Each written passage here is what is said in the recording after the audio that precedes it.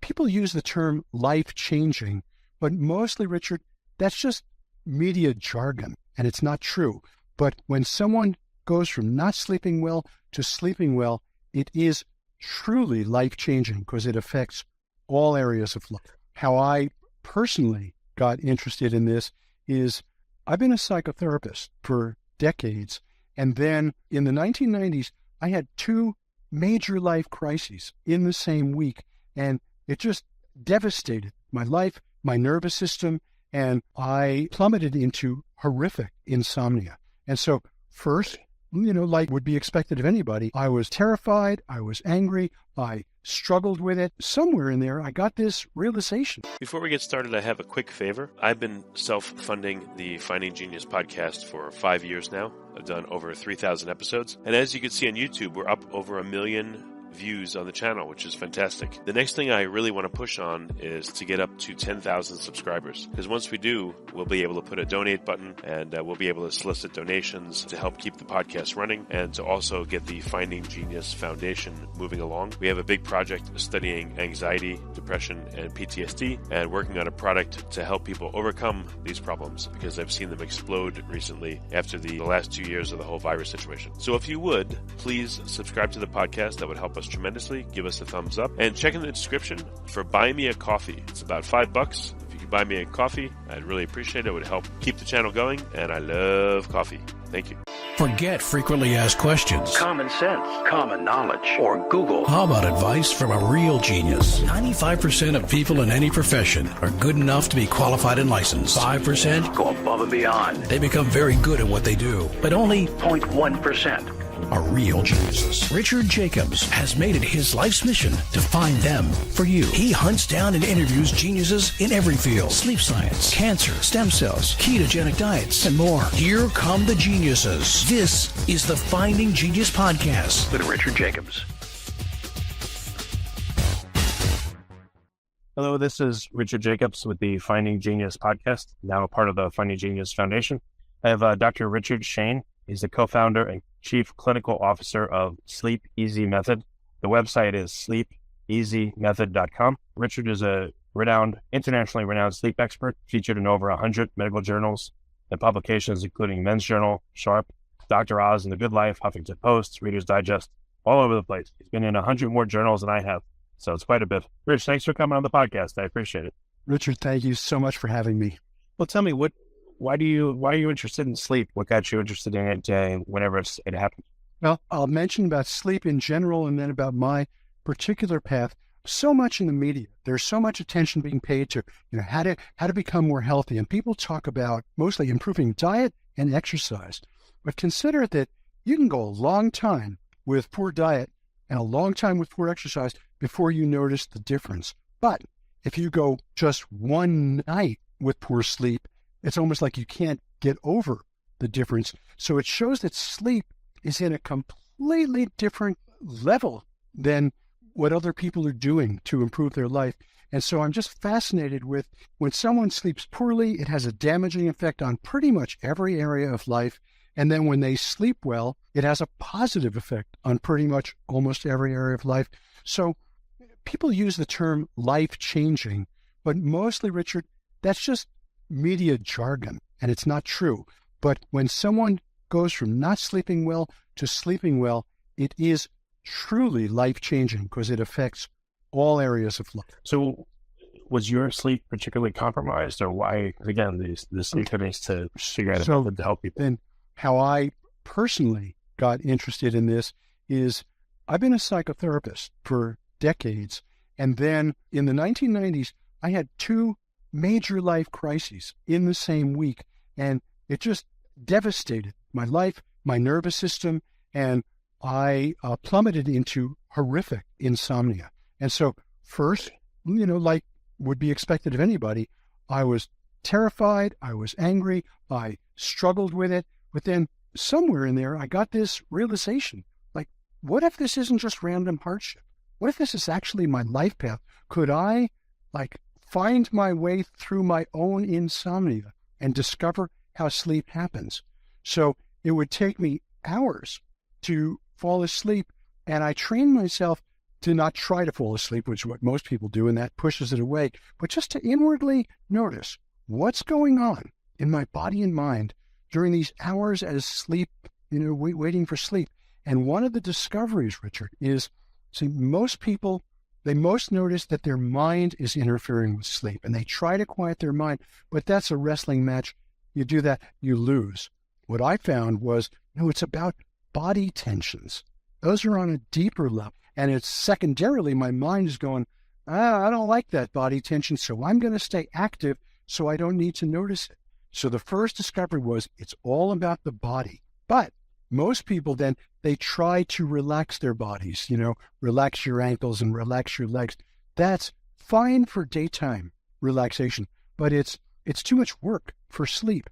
And so as I lay there hours and years of exploring this very close to sleep state, I discovered how to have the tension released by itself. And really the discovery was there are several body sensations that when you feel them in this very simple way, it creates the body feeling of falling asleep. And so the key is you don't have to quiet your mind, because in the midst of your mind being busy, there's a simple way to get the body feeling of falling asleep. And when you do that, mind becomes quiet by itself, and it doesn't need meditation. It's simpler than that. Well, can you describe what does this mean? Like, what's an example of a sensation? Okay. So, one way, Rich, is if you want, I could actually guide your listeners through like a 4-minute experience of some of the body sensations of sleep and what is some of the core of this method. Okay, yeah, that would be pretty powerful, sure. Yeah. Okay, so if they fall asleep, it's at their own risk. Well, I'm glad you pointed it out, because I need to do a disclaimer. If you are listening to this while you're driving, in a moment, I'm going to tell people close their eyes. But if you're driving, please don't do that. This will be recorded. You can come back to the website and please listen to it when you can close your eyes just for a few minutes, because this will show you, see, all other sleep methods, what they're doing is they're taking traditional relaxation. So relax your entire body, breathe deeply, breathe into your abdomen, counting breaths, or visualization, and they're trying to apply those to sleep. I've discovered the body sensations that are neurological switches for sleep. Now, as we do this, this is not about falling asleep in these 4 minutes, because it's short and it's during the day, but it'll give you an experience of what I'm talking about. Now, a couple things just to make this easy. You don't need to concentrate on it. This is not a meditation. If your mind drifts or if you're distracted in any way, just simply bring your awareness back to these steps. But here's the key. If you drift and then you come back, please do that without adding self-criticism, because most people, when their mind drifts, they criticize themselves. We don't need the self-criticism. And so because this is during the day, it's not about deep experience. If you feel it, just a little. So right now, just, get into a comfortable position and allow your eyes to close. And this will just be for 4 minutes. And although I'll talk more slowly, this is not hypnosis. There's no hypnotic suggestion. It'll make complete sense to your logical. So now, just notice if your tongue is pressed against the roof of your mouth or your teeth, allow your tongue to relax and feel a little softer. And if your tongue is not pressing, just allow it to relax a little more. And your tongue can rest anywhere in your mouth, even lightly touching the roof of your mouth, or your upper or lower teeth, just not pressing. Now, don't make your tongue relax, just allow it to relax. I'll be quiet for a moment. Just so you can feel that. And then second is keep doing that, allowing your tongue to relax, and then allow your throat to have the feeling that happens when you yawn. So your throat begins to feel more open, and inside your lower throat begins to feel softer. Allow your throat to have the feeling that happens when you yawn. And if your tongue or throat get tense again, just allow them to relax again. And notice how relaxing your tongue and throat helps your jaw and neck begin to relax. Okay. Now, the third step is, as you exhale, feel your chest move inward toward deep in your chest. And the key is that happens naturally every time you exhale. So you don't need to make something happen. You're feeling something that happens naturally. As you exhale, your chest moves inward toward deep in your chest. And as you gently feel that flows a feeling of comfort to deep inside your chest, which is the area of your heart. And when you feel this for a longer time on your own, your mind likes feeling that calmness deep in your chest, and your mind can begin to rest in it, like resting on a soft pillow inside you. And then your awareness is inside you, a feeling of being protected and safe, like having a secret hiding place to go to inside yourself. And your mind begins to become quiet because it's resting inside you. It's not outside you, flying around thinking about things in your life. And that feeling of comfort deep inside your chest begins to spread through your nervous system, calming your body, mind, and emotions. And when you use this for a longer time, you gradually ease closer to sleep. So just allow some time and then bring your awareness back to the room. Before we continue, I've been personally funding the Finding Genius podcast for 4.5 years now, which has led to 2,700 plus interviews of clinicians, researchers, scientists, CEOs, and other amazing people who are working to advance science and improve our lives and our world. Even though this podcast gets 100,000 plus downloads a month, we need your help to reach hundreds of thousands more worldwide. Please visit findinggeniuspodcast.com and click on Support Us. We have 3 levels of membership from $10 to $49 a month, including perks such as the ability to see ahead in our interview calendar and ask questions of upcoming guests, transcripts of podcasts you're interested in, the ability to request specific topics or guests, and more. Visit findinggeniuspodcast.com and click Support Us today. Now, back to the show. So people do this when they're laying in bed, this protocol, and it helps them fall asleep faster, or how is it used? Yes, when you want to fall asleep, I've been developing this for 25 years. I just gave you a very short essence, but for the last 3 years, I've been working with an extraordinary team to convey this program in an app, and the Sleep Easy app launched in December. So in answer to your question, people listen to a recording as they're falling asleep, and it guides them not just how to sleep more quickly and easily, but how to sleep more deeply. And then in the middle of the night, if you awaken and you want to fall back to sleep, you can use this either with the recording, or it's so simple, use it without the recording too. Okay. Does it matter if you're breathing through your nose or your mouth when you do this? How did that affect it? Great question. It really breathe the way that's most comfortable for you, because on the way to sleep, you don't want to be trying to do something new. So whatever is most comfortable. Yeah, I noticed as I did it, I was breathing through my nose, but my mouth kind of fell open a tiny bit, and relaxing my throat and tongue and all that stuff. Mm-hmm. I don't know if it made me want to breathe through my mouth, but I just noticed it happened. So that's why the question came up. I got it. I'm just curious if you'd be willing to say anything else that you felt as you were doing that. Well, I noticed some tension on the other parts of my jaw that I didn't notice until I relaxed the tongue and throat. I kind of like, people like crack their own necks. I kind of like moved my jaw forward and crunched a little bit. And then I felt a little more relaxed, and then I continued. And then in the chest at first, when you said that, I tried to push the chest in, and you said essentially don't do that, just let it happen.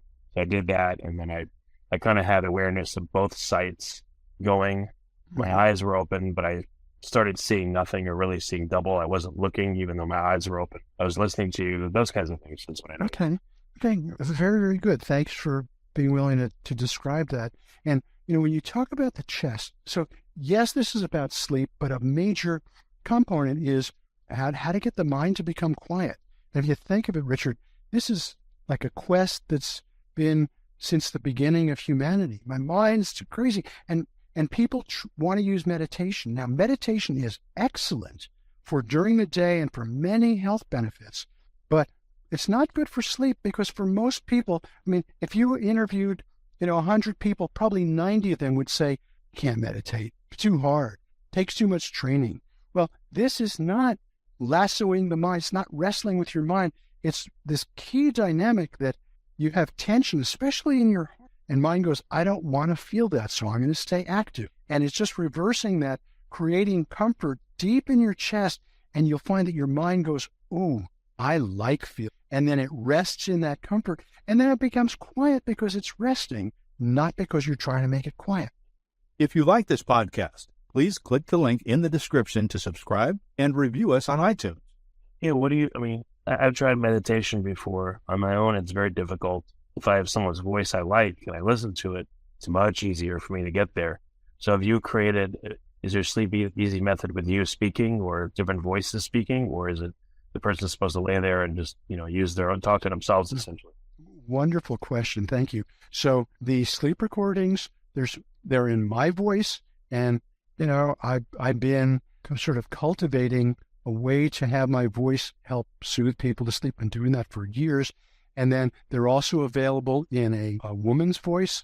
We have just this, oh my goodness, she has a great voice. So people get to listen to whatever they want. You have them in different accents, or what have you noticed? Why do people prefer one voice versus another? It's just totally up to them if they want a male or a female voice. And people like to go back and forth just to make it more interesting. And the structure of the app is, the core of it is a 14-day program. And each day you listen to a daytime session. They're short. They're like 11 minutes long. And each one gives you just very interesting and easy to use information about your mind, your body, and sleep. And it creates the foundation for the sleep recording that night. And over the 14 days, there are 3 sleep recordings. I think it's 5 days, 4 days, and 5 days. And each one brings you to a deeper level of being able to sleep. So people use the recordings, and then again, what do they tend to experience on night 1 versus night 5 versus onwards from there? So there was a clinical study done with a previous version of this tested by United Airlines pilots, police department personnel, firefighters, and the general public. 81.6% said they slept better. And in answer to your question, the vast majority said their sleep began to improve the first night or within the first few nights. And that is true of this app. Most people sleep better the first night. Yeah, I ran across, I don't know who it was, but I think it was someone that was promoting waking up at 5 a.m. and, it being your power hour. But one thing that they told me, I don't remember the name, but they said, depending on what you tell yourself before you go to sleep is going to change how you sleep. So if you say, oh shit, I've only got 5 hours, I'm going to be dead tired when I wake up, that's what happens. But instead, if you tell yourself, even though I have, let's say, 5 hours or 8 hours, whatever, I'm going to sleep and I'm going to pass out pretty quick and I'm going to feel really good. When I wake up, I'm going to be surprised at how good I feel. Tonight's going to be good. And then, I've tried this myself and it's weird. It actually helps a bit. Mm-hmm. Do you incorporate any of that stuff? So yes and no. I promise you I'll explain what I mean by that. What he told you, that is very, very useful for people who already sleep fairly well and want to sleep better. I am reaching the people who have insomnia, or if you don't want to use that word, just have difficulty sleeping, and telling yourself you're going to be able to sleep well, that does not work. That's not effective for people who have really noticeable sleep difficulties. So it's not about self-talk, because that's not deep enough. It is about accessing, engaging these, what I call the body sensations of sleep, that gives you the actual way to sleep more deeply. And then when you begin to sleep, when a person begins to sleep deeply and they've got the proof that they can do that, that then changes their self-talk into positive self-talk about sleep. But it comes as a result of sleeping better, not trying to talk themselves into it. Okay. Are there any advanced protocols you have, or does this protocol seem to, either it works or it doesn't for you? Oh, no. This protocol was actually just a tiny bit of the first sleep recording. And then the second sleep recording it's related because I want there to be continuity, but it goes to a whole deeper level. Then the third sleep recording goes to a whole deeper level. Then there's even a fourth one after that. The timing is optional. And that one gets to not just sleep, but to resolving the emotional difficulties, discomfort that contribute to sleep difficulty. So yes, this is about sleep, Richard, but it's a form of mind-body healing, but made very, very simple so people can experience it easily and quickly. Okay. Are you happy with the results, or, what's the next step? How do you improve this further from here? Okay. You do. Great. Thank you for that question. So yes, the results so far, they're fabulous. Rather than me saying it, let me give you 2 quotations from people who have used this method. The first is from a police sergeant who says, "My police work hours are from 9 a.m. to 7 a.m. Sleep is more difficult if you're working nights and trying to trick your body into sleeping during the day. I found your method much more useful than anything else I've experienced in the last 27 years. And another one from travel consultant. She says, "Sleep Easy saved my life. After being on Ambien for 15 years, I'm now not taking anything at night, and I'm getting some of the best sleep I've had in years. Thank you." What about during the middle of the night if someone wakes up? What's the protocol then? Okay, so the app has a program specific for if your problem is you wake up too early, have trouble getting back to sleep. So it wouldn't make sense for me to detail what the protocol is, but I'm telling you, there is one. It's simple, it's easy, and it works. Now, you also asked, okay, well, what are the next steps? So I mentioned the previous clinical study. We are now in advanced discussion with one of the nation's largest health insurance providers to do a clinical study that will measure, certainly it'll measure how people sleep better. It'll measure improvement in daytime functioning. But what's really exciting for us is poor sleep. It's well documented that when people sleep poorly, they use healthcare services at a higher rate, and so they have higher healthcare costs. So this study with this health insurance provider, in addition to doing the follow-up pretty soon to show how quickly people get results, we will do a 1-year follow-up in which the health insurance provider will pull out the medical records of the people in the study, and they will be able to measure that people sleeping better with this utilize fewer healthcare resources and lower healthcare costs. So I predict that within a year, we will have a study proving that the Sleep Easy app lowers healthcare costs, and that will be a game changer. Yeah, no, that's really cool. So who would potentially benefit from this and who wouldn't? What categories of sleepers? Like you mentioned this earlier, if someone sleeps pretty well during the night, it may not benefit them as much. If someone has insomnia, what are the specifics? Well, first, again, it's not, even though I use that word insomnia, I like to avoid it because a lot of people have this misconception that insomnia means somebody hardly sleeps at all. It's not true. It's just if somebody has difficulty falling asleep, or if they wake up too early, difficulty falling back to sleep, these are the people this applies to. Or somebody who, they sleep okay, but they don't feel rested when they wake up, so their sleep is poor quality. Those are the people that this can especially help. But then, Richard, it broadens to that. It's somebody who sleeps well, and they just want to sleep better. They fall asleep, in a reasonable amount of time, but they want to fall asleep more quickly. So they're asleep for more of the time that they make available for sleep in the field that's called increasing your sleep efficiency. So it's really for everyone. And if you talk about the population, 1 in 3 people in America has fairly constant difficulty with sleeping. And it got much worse, obviously, when COVID came on the scene and people aren't as active and people are more anxious. So we're talking about 1 in 3, possibly more. And that's just sleep difficulties. And then all the rest of the people go, hey, well, I'd like to learn how to sleep more quickly. I mean, we call it mastering the art of sleep. Well, when I lay down to sleep, if I have 8 hours ahead of me and I listen to one of your Sleep Easy methods, it knocks me out, I go to sleep. Why would my whole 8 hours be better if it was only at the beginning I did this? Okay, very good, because this gives you, many people, people are tense from how challenging life is. And with many people, they just they go to sleep and they're so tired, it's almost like this overlay of tiredness on top of the tension.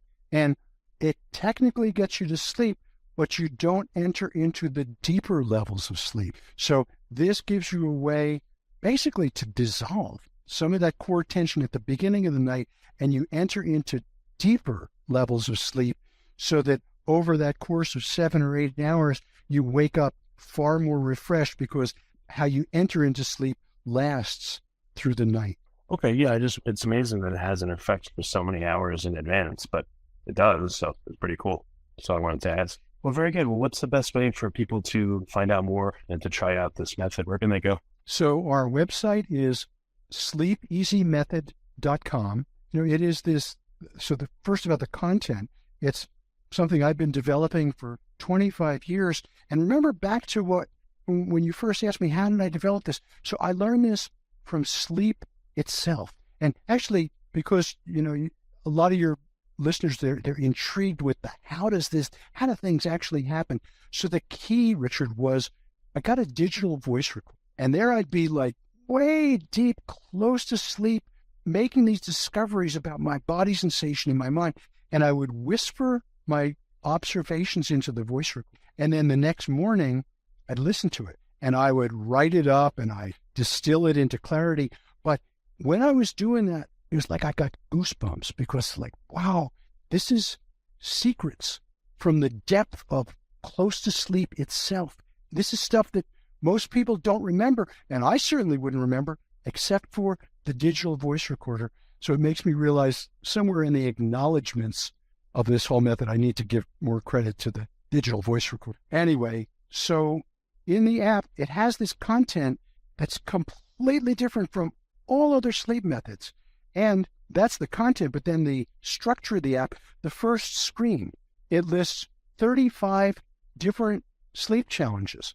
Whether your sleep problem is because of stress or depression or PTSD, or, you're working unusual hours, being too excited, you have attention deficit hyperactivity disorder, and you click on the ones that apply to you, as many as you want, and you get personalized programs for those particular difficulties. Then, as I mentioned, the core program, 14-day, it just guides you basically into creating what I call a neurological pathway for sleep. It's a feeling in your body, so you end up going, yes, I can sleep now. My body knows how to sleep. And it's for falling asleep initially, sleep more deeply, falling back to sleep. And another aspect of the app is you can choose from a variety of background sounds, and they all come from world-renowned sound healers and sound engineers. You play it in the background, and that deepens the effectiveness of the method. And if for somebody who's using sleep medication and wants to get off sleep medication, there's a program that enables you to do that without withdrawal. Now, it's important to do this in conjunction with your physician, so there's even a link that you send to your physician so they understand the program. And physicians are thrilled with this because they don't want to have to keep writing prescriptions forever. They love when people are empowered and can sleep without medication. So there's a version for the iPhone. You can get it at the Apple App Store, and there you try it for free for 7 days. And also on our website, we have a web-based version for Android phones, and it's sleepeasymethod.com. Is there any background noise, like the noise of the ocean or other noises that once the voice fades, they continue all night till the person?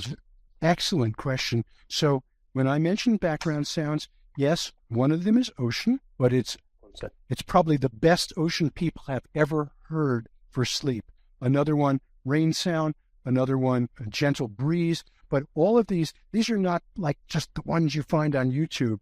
I did years of research to find who are the top sound healers, who are the top sound engineers who have created these songs. 2 of the tracks are from a Grammy Award-winning composer named Stephen Halpern, who created music specifically to help people enter into sleep. And with the app, you could set it so that the sound continues for however long you want after the voice. And when that happens, you just continue using the method on your own.